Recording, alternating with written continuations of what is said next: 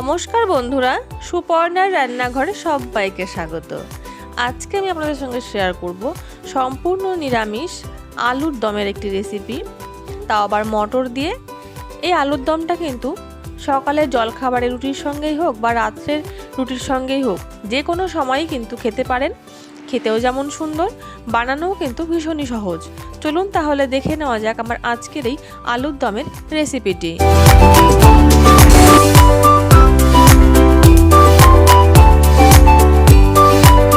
আমি এখানে 1 কিলো আলু খোসা ছাড়িয়ে দুভাগে ভাগ করে কেটে নিয়েছি। এবার এই আলুর মধ্যে সামান্য লবণ আর হলুদ দিয়ে আলুটাকে প্রথমে মাখিয়ে নেব।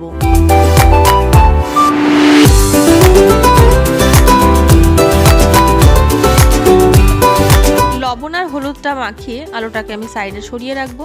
এবার আমি এখানে 2 কাপ মতন মটর নিয়েছি। মটরটাকে 3-4 ঘন্টা মতন ভিজিয়ে রেখেছিলাম, খুব বেশিক্ষণ ভেজানোর প্রয়োজন নেই। এবার এই মটরটাকে সেদ্ধ করে নেব, তবে কিন্তু 50% মতন সেদ্ধ করব, একদম কিন্তু সেদ্ধ করব না। প্রেসার কুকারের মধ্যে 2 থেকে 3টে সিটি মারলেই কিন্তু 50% মতন সেদ্ধ হয়ে যাবে।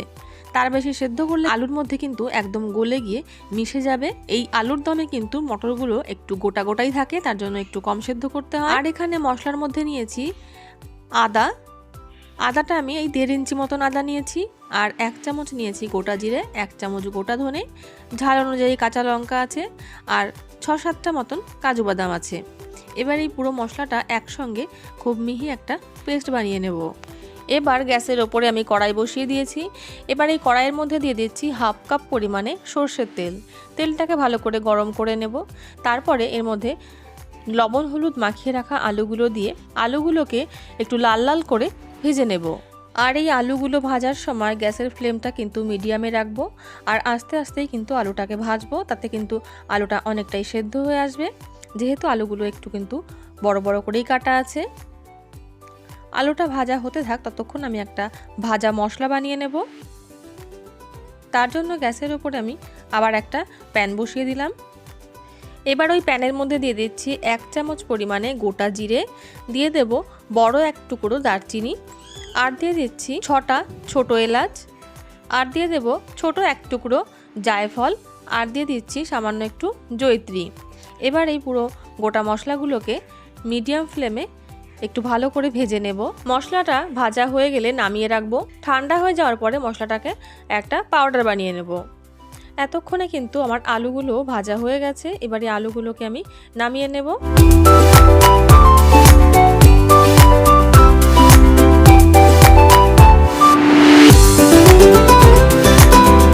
এবার ওই আলু ভাজার তেলটার মধ্যেই ফোড়নের জন্য দিয়ে দিচ্ছি 2টো শুকনো লঙ্কা, দিয়ে দেবো 2টো তেজপাতা, আর দিয়ে দেবো সামান্য একটু গোটা জিরে। এবারে এই গোটা মশলাগুলোকে একটু ভেজে নেব। তারপরে এর মধ্যে দিয়ে দেব যে মশলাটা আমি বেটে রেখেছিলাম, সেই পুরো মশলাটা, আর দিয়ে দেব স্বাদ অনুযায়ী লবণ, দিয়ে দেবো পরিমাণ মতন হলুদ, আর কালারের জন্য দিয়ে দিচ্ছি 1/2 চামচ পরিমাণে কাশ্মীরি শুকনো লঙ্কার গুঁড়ো। এবার এই পুরো মশলাটাকে ভালো করে একবার নাড়াচাড়া করে নেব। তারপরে এর মধ্যে দিয়ে দিচ্ছি সামান্য একটু জল, যাতে মশলাটা কোনোভাবে জ্বলে না যায়। এবার এই মশলাটাকে কিছুক্ষণ কষিয়ে নেব। যখন মশলা থেকে কিছুটা তেল ছাড়তে শুরু করবে, তখন এর মধ্যে দিয়ে দেবো টমেটো বাটা। আমি এখানে বড় সাইজের একটা টমেটো বেটে নিয়েছিলাম, সেই টমেটো বাটাটাই দিয়ে দিলাম। আর দিয়ে দেবো 1 চামচ মতন চিনি। এবার এই পুরো মশলাটাকে একদম তেল ছেড়ে আসা পর্যন্ত কষিয়ে নেব।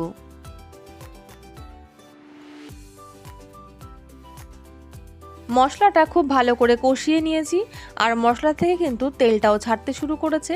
এবার এর মধ্যে দিয়ে দেব ভেজে রাখা আলুগুলো দিয়ে কয়েকবার নাড়াচাড়া করে নেব।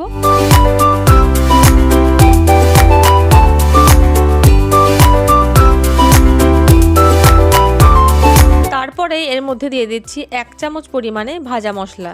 যে মশলাটা আমি ভেজে গুঁড়ো করে রেখেছিলাম, তার থেকেই দিয়ে দিলাম 1 চামচ। ভাজা মশলাটা দিয়েও আলুর সঙ্গে খুব ভালো করে নাড়াচাড়া করে মিশিয়ে নেব। তারপরে এর মধ্যে দিয়ে দেব সেদ্ধ করে রাখা মটর। আলু আর মটর দিয়ে 3 থেকে 4 মিনিট সময় নিয়ে একদম লো টু মিডিয়াম ফ্লেমে ভালো করে আলুটা কষিয়ে নেব। তাতে আলুটা কিন্তু আরও কিছুটা সেদ্ধ হয়ে যাবে, যেহেতু এখানে আলুটা কিন্তু পুরোপুরি সেদ্ধ হয়নি ভাজার সময়।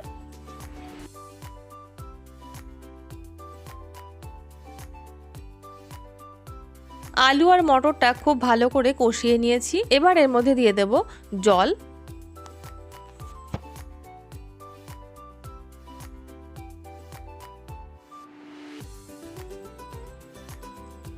জলটা দিয়ে খুব ভালো করে নাড়াচাড়া করে মিশিয়ে নেব।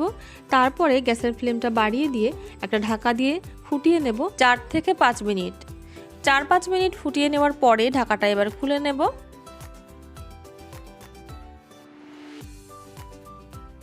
এবার নাড়াচাড়া করে দেখে নেব যে আলু কতটা সেদ্ধ হয়েছে। যদি আলুটা খুব ভালোভাবে সেদ্ধ হয়ে যায় তাহলে আর জল দেওয়ার প্রয়োজন নেই। তবে যদি এই সময় দেখে মনে হয় আলুটা আরও কিছুক্ষণ সেদ্ধ করার প্রয়োজন আছে তাহলে আরও একটু জল দিয়ে কিন্তু ঢাকা দিয়ে আরও 2 থেকে 3 মিনিট মতন ফুটিয়ে নিতে হবে। আমার আলুর দমের আলুগুলো কিন্তু মোটামুটি সেদ্ধ হয়েই গেছে, আর বেশি সেদ্ধ করার প্রয়োজন নেই। আর গ্রেভিটাও কিন্তু অনেকটাই ঘন হয়ে গেছে। ঠান্ডা হওয়ার পরে কিন্তু একদমই জমে যাবে, আর বেশি ফোটাবো না। একদম সব শেষে দিয়ে দিলাম ভাজা মশলা। যে ভাজা মশলাটা আমি বানিয়েছিলাম 1 চামচ প্রথমেই ব্যবহার করেছি, আর যে বাকি মশলাটা রয়ে গেছে সেই পুরো মশলাটাই আমি দিয়ে দিলাম। এবার আলুর দমের সঙ্গে খুব ভালো করে নাড়াচাড়া করে মিশিয়ে নিয়ে গ্যাসের ফ্লেমটা আমি অফ করে দিয়ে ঢাকা দিয়ে রাখবো। তারপরে কিন্তু 3 থেকে 4 মিনিট পরে সার্ভ করব। তৈরি হয়ে গেছে আমার আজকের রেসিপি সম্পূর্ণ নিরামিষ মটর দিয়ে আলুর দম। এই আলুর দম কিন্তু রুটি, পরোটা বা লুচি যে কোনো কিছুর সঙ্গে কিন্তু ভীষণই ভালো লাগে। যে কোনো নিরামিষ দিনেও কিন্তু বানাতেই পারেন এই আলুর দম, সেই সকালের জলখাবার হোক বা রাতের ডিনারের জন্য। আমার আজকের এই আলুর দমের রেসিপিটি আপনাদের কেমন লাগলো তা কিন্তু আমাকে কমেন্টে জানাতে ভুলবেন না। ভালো লাগলে ভিডিওটিকে লাইক এবং আমার চ্যানেলে নতুন বন্ধু হয়ে থাকলে চ্যানেলটিকে সাবস্ক্রাইব করে আমার পাশে থাকার অনুরোধ রইল। চলে আসবো অন্য কোনো নতুন রেসিপি নিয়ে আপনাদের সামনে। ততক্ষণের জন্য নমস্কার। সবাই ভালো থাকবেন, সুস্থ থাকবেন।